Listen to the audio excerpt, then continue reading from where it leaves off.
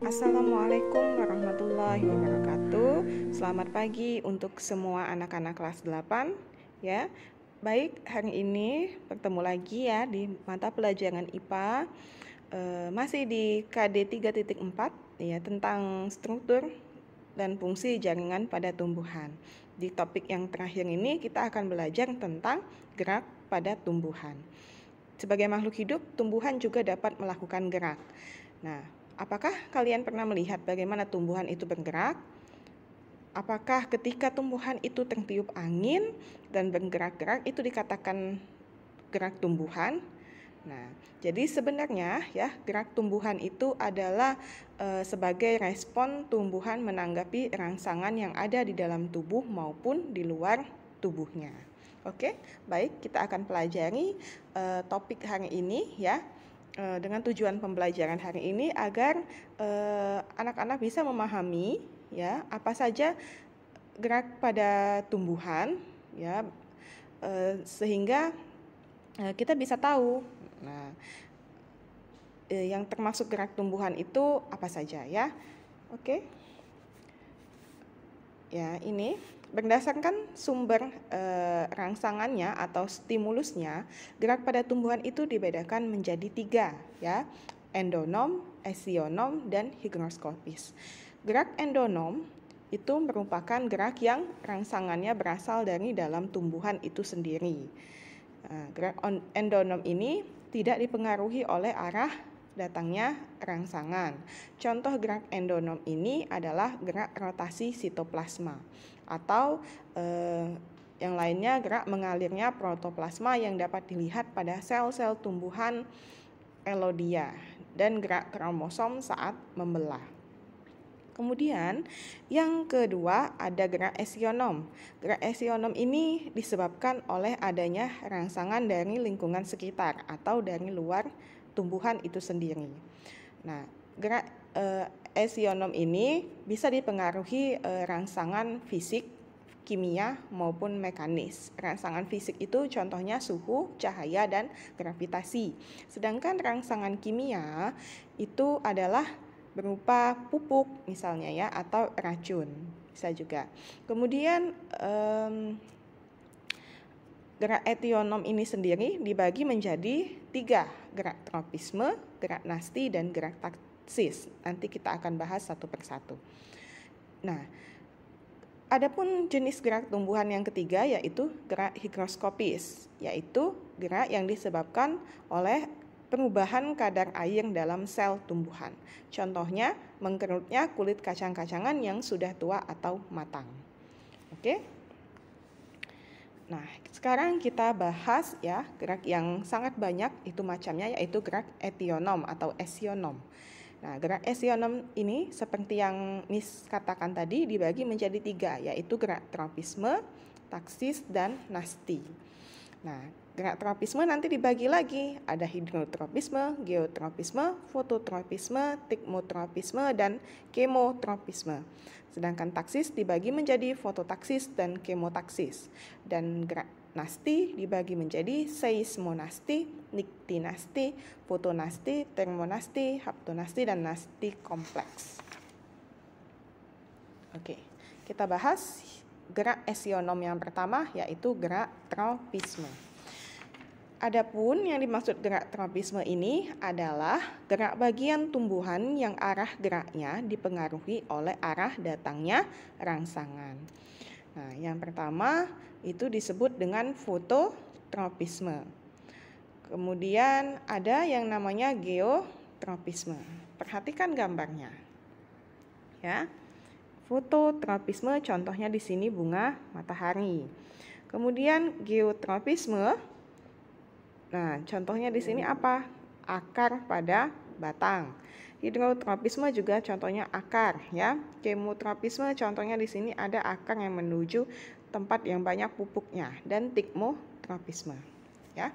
Jadi diingat, gerak tropisme ini adalah gerak bagian tumbuhan yang arah geraknya dipengaruhi oleh arah datangnya rangsangan. Oke. Next. Yang pertama, apa itu fototropisme? Jadi foto itu adalah cahaya. Jadi gerak tropisme yang dipengaruhi karena cahaya. Ya. Tadi kan tropisme ini dipengaruhi oleh arah datangnya rangsangan. Nah, jadi ada yang disebut dengan tropisme positif, ada tropisme negatif. Nah, di sini contoh fototropisme positif adalah bunga matahari yang menghadap ke cahaya matahari. Artinya dia mendekati arah datangnya rangsangan cahaya matahari. Jadi, tropisme yang mendekati arah datangnya rangsangan dikatakan tropisme positif. Sedangkan tropisme yang menjauhi datangnya rangsangan itu disebut tropisme negatif. Nah, contoh fototropisme positif itu bunga matahari yang mendekati cahaya. Sedangkan fototropisme negatif contohnya akar yang semakin menuju ke dalam tanah, ya, dia menjauhi cahaya. Oke. Kemudian ada yang disebut dengan geotropisme. Geo ini diartikan gaya gravitasi bumi. Jadi, geotropisme adalah gerak tropisme yang disebabkan oleh gaya gravitasi bumi. Nah, dijelaskan di sini ada yang disebut geotropisme positif. Nah, artinya dia mendekati gravitasi bumi. Sedangkan geotropisme negatif, nah daun ini tumbuh menjauhi gravitasi bumi. Next. Yang ketiga, tigmotropisme, ya. Tigmotropisme ini adalah gerak yang disebabkan karena sentuhan. Artinya, gerak membeloknya arah pertumbuhan bagian tubuh tumbuhan karena adanya rangsangan berupa sentuhan. Contohnya adalah gerak sulur pada tumbuhan famili Cucurbitaceae seperti markisa dan labu. Nah, yang kemudian yang keempat dan yang kelima itu ada hidrotropisme. Hidro artinya air, artinya gerak tropisme yang dipengaruhi adanya air. Kalau dia mendekati ke tempat yang banyak air dikatakan hidrotropisme positif. Namun ketika dia menjauhi dikatakan hidrotropisme negatif. Kemotropisme yaitu rangsangannya berupa zat kimia, ya. Contohnya misalnya gerak akar menuju ke tanah yang banyak pupuknya, itu dikatakan kemotropisme positif, ya. Oke, itu tadi tentang tropisme. Kita lanjut ke macam gerak etionom yang kedua setelah tropisme, itu ada yang dikatakan gerak nasti. Nah, gerak nasti adalah gerak bagian tumbuhan yang dipengaruhi oleh rangsangan, namun arahnya tidak dipengaruhi oleh arah datangnya rangsangan. Jadi tidak ada gerak nasti positif atau negatif, ya. Nah, dibagi menjadi fotonasti, niktinasti, tigmonasti, termonasti, haptonasti, dan nasti kompleks. Nah, yang pertama fotonasti. Nah, foto tadi apa artinya? Foto adalah cahaya. Jadi fotonasti adalah gerakan nasti yang disebabkan oleh rangsangan cahaya matahari. Contohnya membuka dan menutupnya bunga pukul 4, ya. Nah, dia tidak ada mendekati cahaya atau menjauhi, dia hanya bisa membuka dan menutup. Kemudian niktinasti. Nikti artinya gelap, artinya gerakan nasti yang disebabkan oleh suasana gelap. Contohnya mengatupnya daun petai Cina pada malam hari. Kemudian tigmonasti. Tigmonasti adalah gerak nasti yang terjadi akibat rangsangan sentuhan. Contohnya gerak menutupnya daun putri malu ketika disentuh.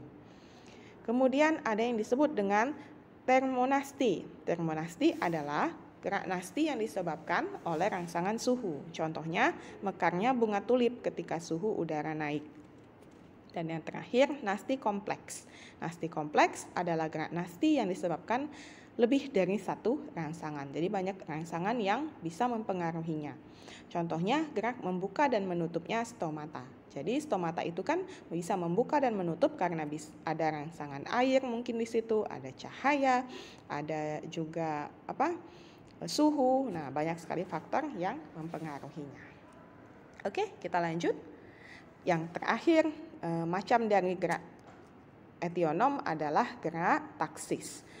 Yang dimaksud dengan gerak taksis adalah gerak berpindah seluruh tubuh tumbuhan yang dipengaruhi oleh rangsang. Jadi, Ada 3 macam. Yang pertama fototaksis. Ya, jadi gerak taksis yang disebabkan oleh rangsangan cahaya. Contohnya gerakan kloroplas pada tumbuhan tingkat tinggi ke arah cahaya. Jadi kloroplas bisa bergerak menuju ke arah cahaya. Yang kedua, kemotaksis, yaitu rangsangannya berupa zat kimia. Contohnya di situ pergerakan sel gamet ya, sel gamet jantan bergerak menuju gamet betina pada tumbuhan lumut. Dan yang ketiga, gerak galvanotaksis, artinya gerak berpindahnya seluruh tubuh atau sebagian organ tumbuhan karena adanya rangsangan berupa listrik. Contohnya di sini gerak bakteri dan paramecium ke arah kutub positif dan kutub negatif. Oke.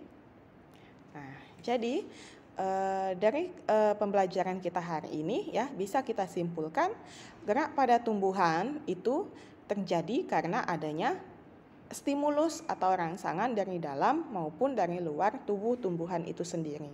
Gerak tumbuhan dibagi menjadi 3, gerak endonom, esionom, dan gerak higroskopis.